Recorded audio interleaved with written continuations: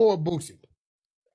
Boosie, on the last few situations, has found himself attempting to or trying to defend wrong.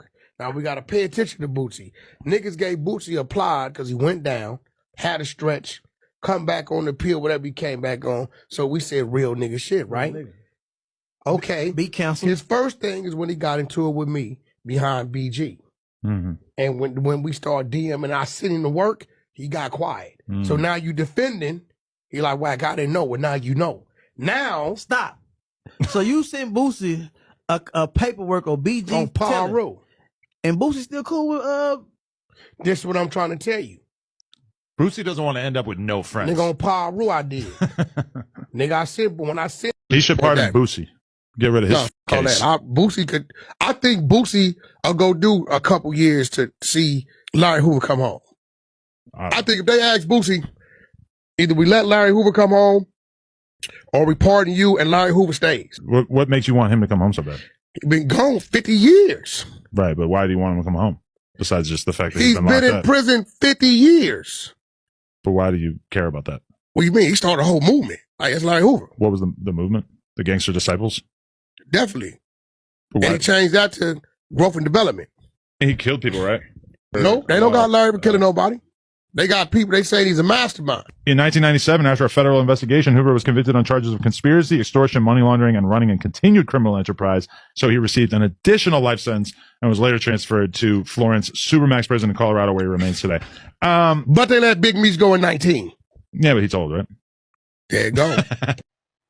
LeBron's entitled to his feelings. But I'm also entitled to mine. Who gave you the power to be the overseer of niggas? Huh?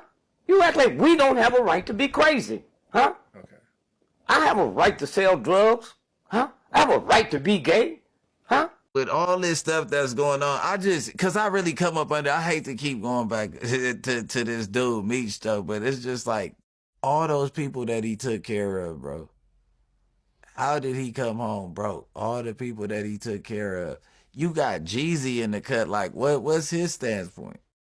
I think Jeezy, and I remember hearing this around this time, because when I was in Atlanta with BMF, I remember I didn't see Jeezy around. I saw Blue Da Vinci around. Yeah, I remember. I know exactly what happened, but bygones could be by. At this point, the shit that happened with Jeezy and BMF didn't have nothing to do with Meech for real. Exactly. And that was happening over and over again, but Meech was never officially signed to BMF when he signed his deal, because I guess Meech was making so much money with drugs that he kind of didn't really care. He didn't really care. He didn't really make one difference or another. And I don't know whether this is true or not, but I remember hearing this around this time, was people were telling me that, you know, before Jeezy signed a Def Jam, Jay-Z pulled him aside and said, you need to separate yourself from these guys because they're all going to prison.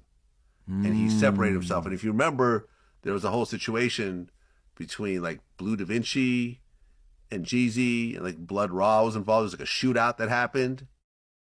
Did the chain come and miss it? I don't know about the chain, but it was something to do with Jeezy not